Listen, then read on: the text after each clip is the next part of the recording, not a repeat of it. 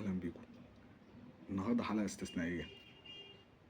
هنتكلم مع بعض النهارده في الفرحه الهستيريه لجماهير النادي الاهلي ولاعيبه النادي الاهلي بالفوز بلقب الانتر كونتيننتال امبارح. ما تنسوش اللايك، الاشتراك، الاعجاب بالقناه، هيفرق معانا جدا دعمكم عشان يوصلكم كل جديد. استنوني بعد الفاصل.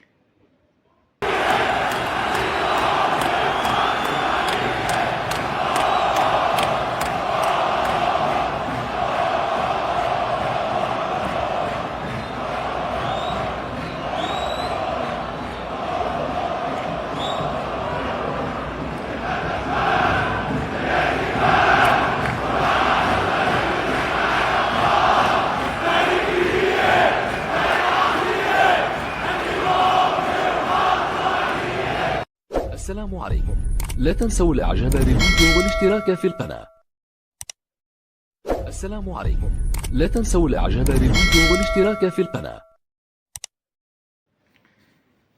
ورجعنا لكم تاني. النادي الاهلي امبارح عمل كل حاجه في الكوره، ما سابش حاجه في تفصيله الا لما عملها امبارح.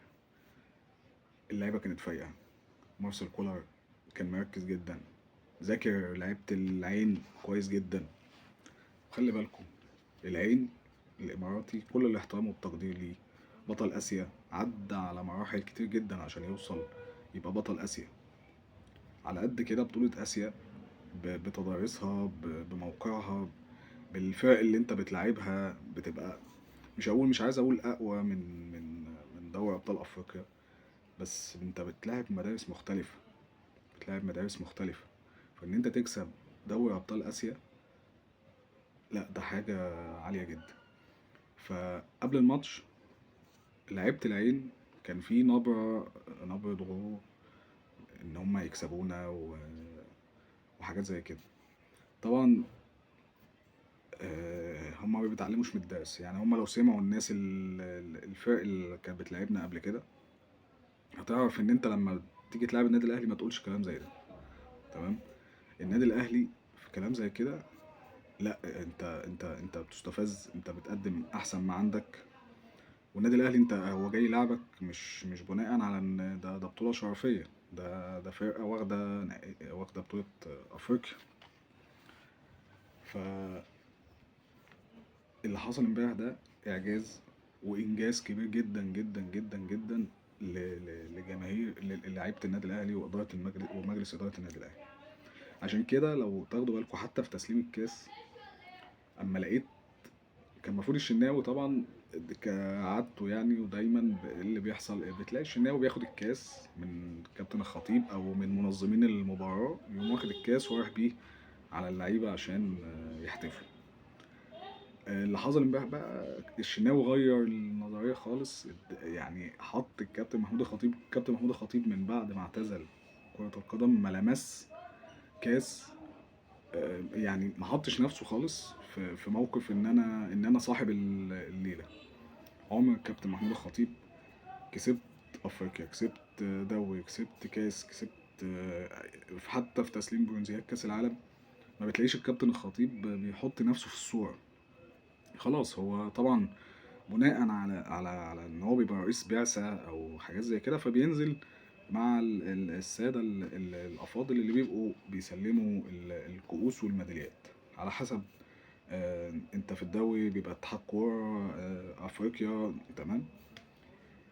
بس الشناوي امبارح عمل اللقطه دي، خلى الكابتن محمود الخطيب، يعني حتى لو انتوا تلاحظوا في المشهد، الكابتن محمود الخطيب خلاص هو عايز يسلم الشناوي ويرجع هو. تمام. لقينا الشناوي ساب الكابتن الخطيب في الموقف وبعد عنه، لبسه في الموضوع. تمام. خلاه ان هو يعني لا خلاص، انت على طول بتسيبنا وبنحتفل، ولا انت المفروض تاخد حقك. ده دماغ الشناوي ودماغ اللعيبه. وخلي بالكم دي اكيد كانت حاجه متفقين هم عليها كلعيبه، ان احنا لو خدنا الكاس لازم نخلي الكابتن محمود الخطيب معانا في الصوره. فده اللي حصل، خلى الكابتن الخطيب هو اللي رفع الكاس.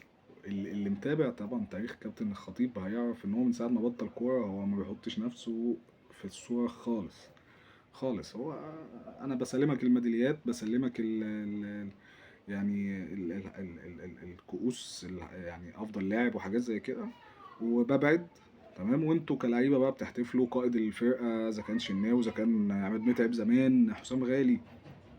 مفيش حاجه اسمها كابتن خطيب ان هو ينزل ويشيل الكاس ويرفع هو، والكلام ده مش موجود في تاريخ الاهلي كله اصلا. مش لازم عشان ما نذكرش بس كابتن الخطيب، في تاريخ الاهلي كله مفيش رئيس نادي بينزل في عندنا بيحتفل برفع الكاس. فاللي حصل امبارح ده تكريم لمجهود كابتن محمود الخطيب في النادي الاهلي، مجهود كبير جدا كبير جدا. يعني محدش يقدر ينكر او يغفل عن المجهود اللي بيعمله الكابتن محمود الخطيب. نرجع للماتش واللقاء القوي.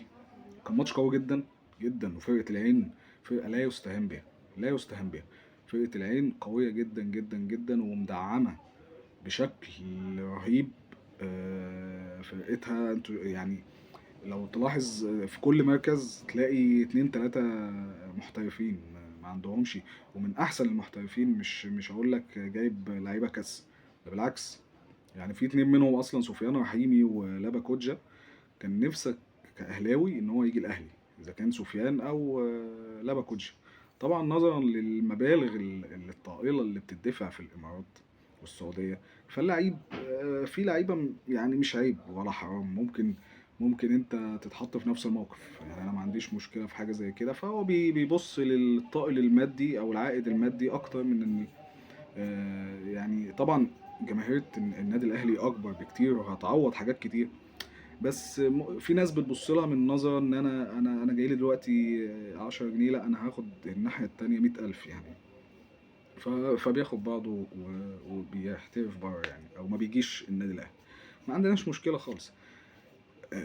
نرجع للماتش. فأنت هتيجي تبص للمراكز أصلا. يعني تعالى بص كده كام واحد إماراتي في الفرقة. هو حارس المرمى أعتقد، تمام، وفي والكابتن بتاع الفرقة، معلش، وفي واحد تالت وشكرا. السبب في الجون التالت ده السبب في الجون الأولاني خطأ، خطأ لا يغتفر. ازاي انت لعيب بتلعب في اهم نادي في اسيا، عينك ما تبقاش في وسط راسك في مكان زي كده؟ تمام. فألف ألف ألف مبروك لينا. أنا طبعا لا يخفل عن الناس أهلاويتي وتعصبي للأهلي.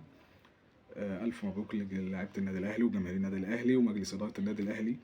زي ما باركنا النادي الزمالك، وده حقه علينا كنادي الزمالك إن إحنا نبارك له في ماتش السوبر الأفريقي عشان هو عمل ماتش قوي جدا. والنادي الأهلي ما جاش الماتش ده، وهفضل على كلمتي. فطبعا حق النادي الأهلي عليا، وحق النادي الأهلي علينا كأهلاوية إن إحنا ندعمه، وفي وقت الفرح نفرح ونشيد بيه ونشيد بلعيبته ونبرز كل حاجة جميلة في الفرقة. وفي وقت ال الهزيمة أو الانكسار لازم نقف في ظهره وندعمه برضه، يعني بنفس القوة اللي بندعم فيها وقت المكسب.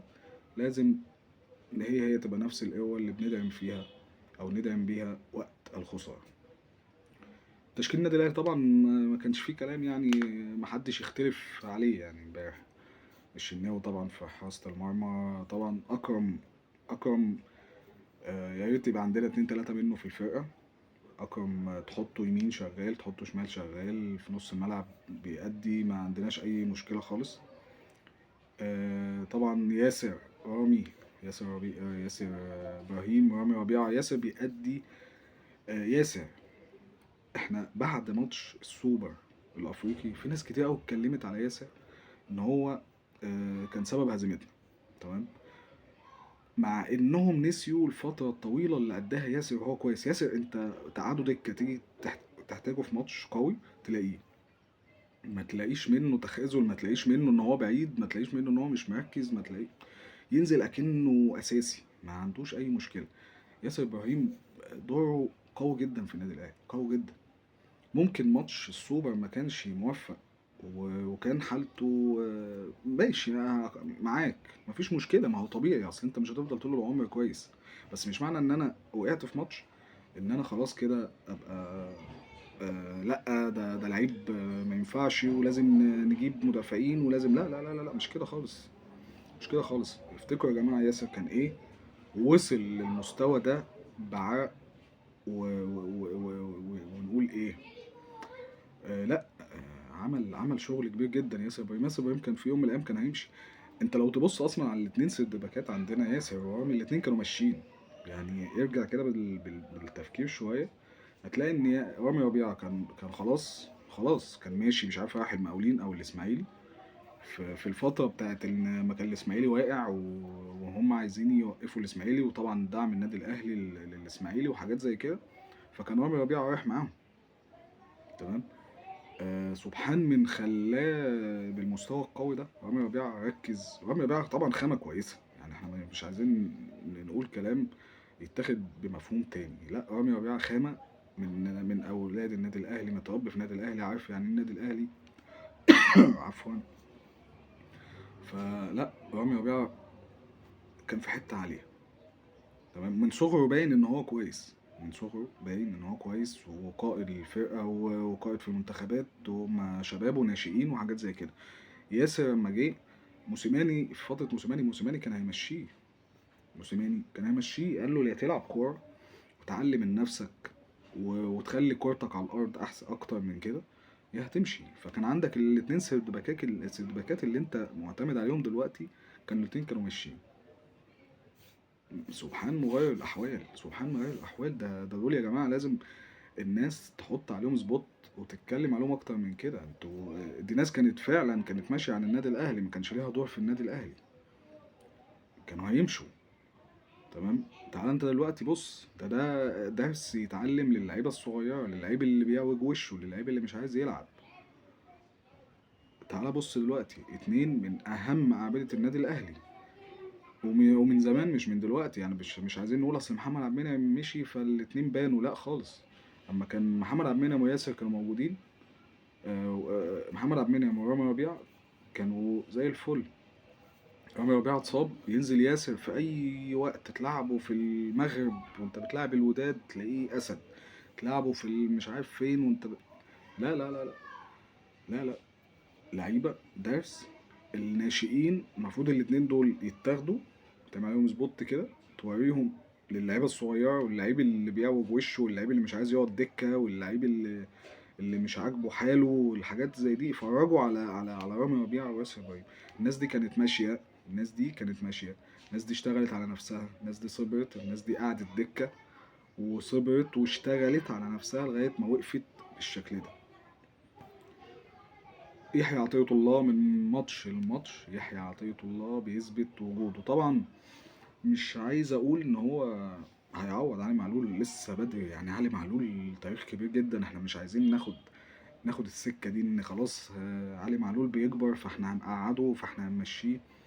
وكان بالنسبة لموضوع علي معلول، زوجة علي معلول ليها كامل الاحترام والتقدير، كانت منزلة ستوري تتكلم فيه فيما معناه ان الناس فهمته ان خلاص علي معلول في ايامه الاخيرة بسبب تصريح كابتن محمد رمضان. كابتن محمد رمضان ما اتكلمش في حاجة طبعا، واحمد شوبير، كابتن احمد شوبير طلع اتكلم في الموضوع ده ووضح ان علي معلول زيه زي اي نجم في النادي الاهلي.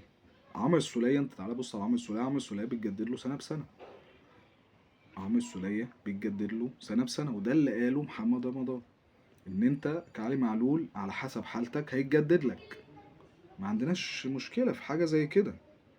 اكيد كلام ما يزعلش حد. زي عمرو السولية، عمرو السولية بيتجدد له سنة بسنة، رجع من الإصابة طبعا سنه خلاص، ما ده طبيعي، دي سنة الكورة، ما انت مش هتفضل أساسي، مش هتفضل طول حياتك بتلعب، دي سنة الحياة. طول ما انت رجلك في الملعب هنجدد لك وهتلعب. مش هتلعب، علي معلول مش هيمشي من مصر ومش هيمشي من النادي الأهلي، هيتحضر له كادر هيفضل معانا في النادي الأهلي. فما كانش ليه لازمة الكلام خالص بتاع يعني زوجة اللاعب الكبير علي معلول. طبعا ليها كامل الاحترام والتقدير، بس اعتقد ان كانت المفروض تهدى شويه وتفهم يقصد ايه كابتن محمد رمضان بكلمه زي دي، او ترجع للمسؤولين في النادي الاهلي تسمع منهم تفهم منهم الكلام ماشي ازاي. انما هي خدت تصريح كابتن محمد رمضان اللي ما فيهوش اي حاجه. هو راجل بيتكلم في مسؤوليته هو، في شغله هو ما بيتكلمش بعواطف، ما بيتكلمش بحاجه. ديكوا شايفين من ساعه ما جه كابتن محمد رمضان، وانا كان في فيديو منزله في حلقه ليا انا بتكلم فيها على اهميه وجود مدير الكره في النادي الاهلي. طبعا خلاص المسمى الوظيفي اختلف، بقى مدير نشاط رياضي ما عندناش مشكله، بس اسمه بيدير لك المنظومه. اللاعب المصري ما ينفعش معاه خالص ان ما يبقاش عليه عين، ما ينفعش ما ينفعش. لازم اللاعب المصري لازم يبقى محطوط عليه ضغط، وشايف ان انا شايفك.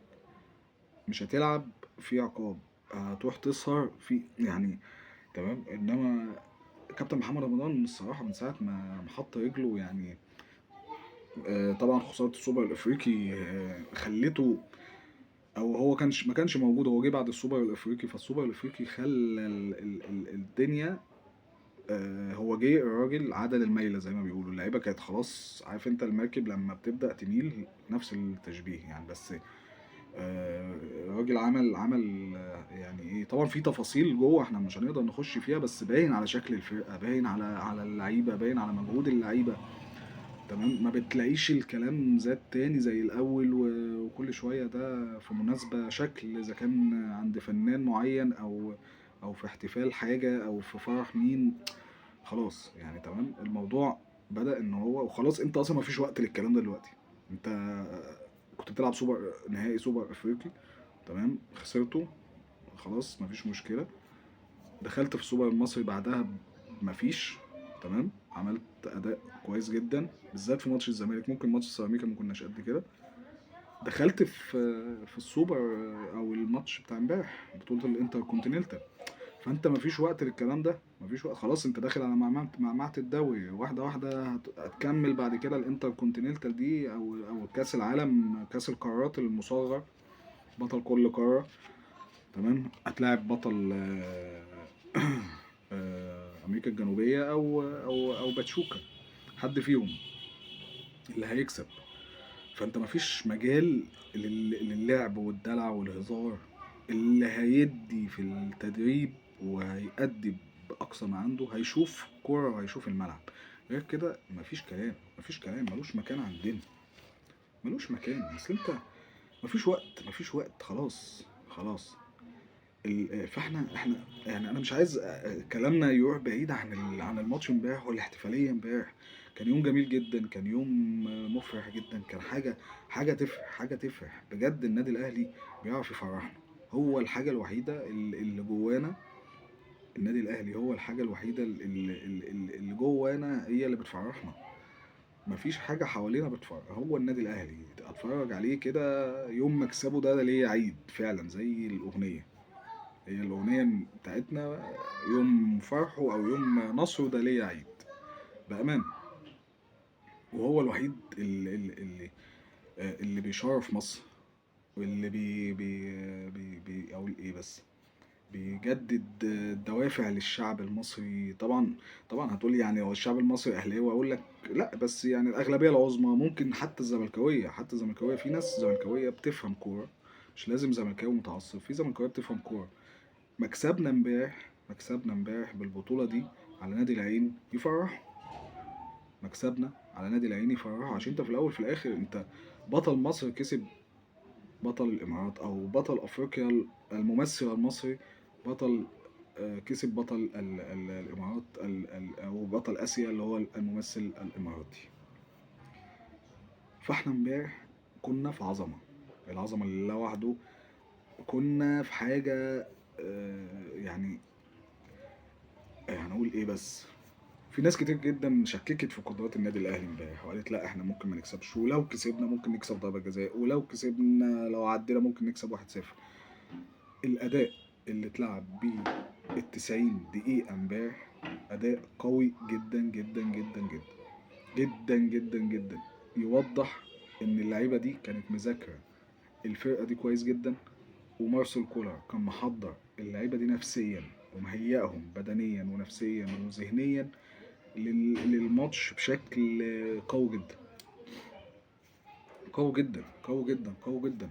احنا بادئين طبعا، معلش، في حاجة مهمة جدا. انت اقول ايه بس، ال100,000 اللي كانوا في الاستاد ال100,000 اللي كانوا في الاستاد يرعبوا أي حد، يرعبوا أي حد، وأتحدى بيهم أعظم نادي يعني هات أحسن نادي في العالم يلعبنا بضغط الجماهير دي، واتفرج شكل النادي الأهلي هيبقى قصاده عامل إزاي.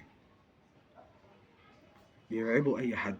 إحنا ما ينفعش يا جماعة نقلل من جمهورنا. جمهورنا كبير جدا، أنا نفسي يرجع تاني للملاعب. قوة النادي الأهلي، قوة النادي الأهلي في جمهوره. اللعيبة ماشي على عيني وعلى راسي، بتعمل كل اللي عليها، بس المستويات بدأت تبان من غير جمهور. جمهورك بيخليك في حتة تانية. جمهور النادي الأهلي بيخليه في حتة تانية، بيخليه فعلا يحلق زي النسر الأهلاوي، بيخليه في السماء. جمهور النادي الأهلي بيخلي لعيبة النادي الأهلي في السماء، وبيبقى عامل ضغط كبير جدا على أي فرقة، على أي فرقة. إنما أنا ما ينفعش ألعب ماتش في الدوري بين الأهلي وبين سيراميكا وألاقي المدرجات فاضية، فطبيعي هتلاقي لعيبة سيراميكا الحاجز النفسي مهما كان لعيبتك انت كويسة، بس الحاجز النفسي اللي ما بينك وما بينها بسبب الجمهور اتشال. راسك بقت براسهم، خلاص الروس اتساوت، خلاص ما عندناش حاجة تاني خلاص. تمام، هيبدأ بقى يضغط عليك ومش عارف ايه. انما الجمهور بيعمل عليك، بيعمل ليك قوة، وبيعمل على المنافس ضغط قوي جدا، قوي جدا. احنا امبارح عملنا ماتش، مهما حكيت عليه عملنا ماتش تكتيكي عالي جدا. اللعيبة اللي بتلعب في نادي العين لعيبة دولية، مفيش لعيب فيهم ما تلاقوش اساسي في المنتخب بتاعه، تمام. فانت بتلاعب ناس في مستوى كروي تاني، بتلاعب ناس في مستوى عالي. فاحنا امبارح الحمد لله الحمد لله الحمد لله، يعني ربنا وفقنا طبعا. احنا يعني لعيبه النادي الاهلي امبارح عملت مجهود كبير، فطبعا ربنا قبل كل شيء، ربنا هو اللي وفق اللعيبه وسدد خطاهم في الملعب ويعني احنا الحمد لله يا جماعه. انا عن نفسي انا كنت واثق في فرقتي الصراحه. انا مش هقول ان انا كنت قلقان، لا انا كنت واثق في الفرقه، واثق في جمهورنا وعلى ملعبنا، فاحنا باذن الله هنعدي الماتش. ما عنديش اي شك في الحته دي. وبيني وبين صحابي وبيني وبين اهلي طبعا ما عنديش اي مشكله خالص. لا احنا هنكسب، احنا هنعدي. احنا ما عندناش حته، انا بالذات انا شايف كده، لا احنا هنعدي. المكسب امبارح ده انا كنت شايفه. ممكن تقول لي انت شايف لا مش لازم 3-0، بس لا انا قلت احنا هنكسب. وبالذات لما بدأنا الماتش من بداية صفارة الحكم وانت راكب الماتش. لو رجعنا التشكيل تاني هتلاقي يحيى عطية الله على الباك الشمال. واحدة واحدة الراجل بيحاول ان هو يطلع احسن ما عنده. ما عندناش مشكلة في كده. نص الملعب كوكا كوكا كوكا يعني اقول لك ايه، انا شايفه مستقبل قوي جدا في نص ملعب النادي الاهلي. مروان عطية، لا غبار على مروان عطية ولا اختلاف عليه. مروان عطية يا جماعة ده واحد جاي لنا كده هدية في لفة هدايا. كابتن محمد مصلحي رئيس نادي الاتحاد ربنا يمسيه بالخير، اداهولنا تمام في لفة هدايا كده، قال لنا يا جماعة اتفضلوا، دي هدية من نادي الاتحاد للنادي الاهلي. مسمار. المذيع امبارح ما كانش عارف يقول عليه ايه. الراجل عامل كل حاجه في الماتش امبارح. مروان عطيه ربنا يحفظه من الاصابات ومن العين. الجوازه وشها حلو عليه. راجل بسم الله ما شاء الله، بسم الله ما شاء الله يعني. الله اكبر، الله اكبر. اسمع الاذان، اسمعوا مع بعض. الله اكبر، الله اكبر.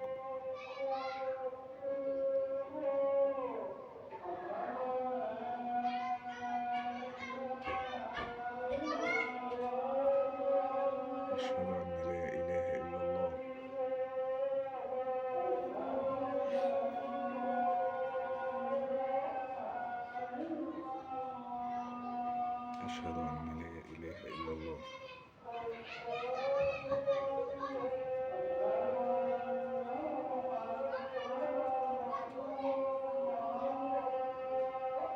أشهد أن محمدا رسول الله.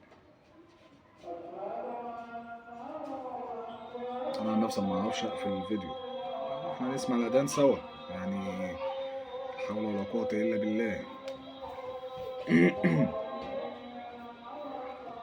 لا حول ولا قوة إلا بالله.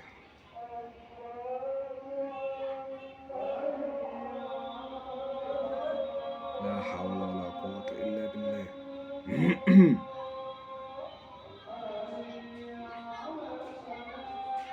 لا حول ولا قوة إلا بالله.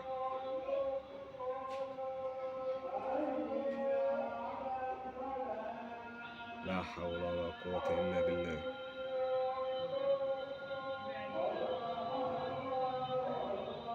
الله أكبر الله أكبر.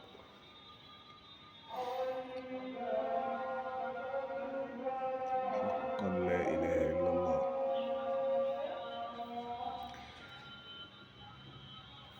أهلا بيكم.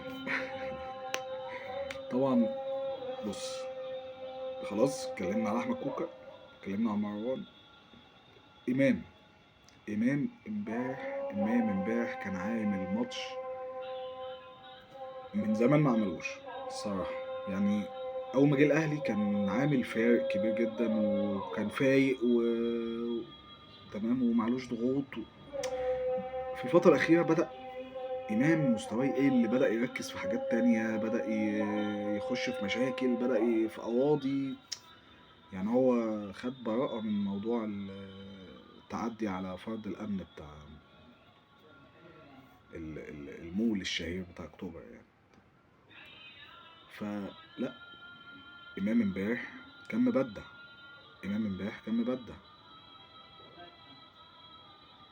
مبدع. حسين الشحات عايز يعني، حس يعني ايه، نفسي يفوق شويه برضه يعني تحس ان احنا اما الفرقه، اما حد بيفوق التاني بيقع. يعني ما عندناش احنا حته الاتنين يبقوا فايقين، او التلاته اللي قدام او الاربعه اللي قدام، من ضمنهم امام عاشور في نص الملعب، او رقم 10 اللي بيمشي الناس دي كلها. تحس ان في حد لازم يقع، يعني امام يفوق حسين يقع، حسين يفوق امام يقع.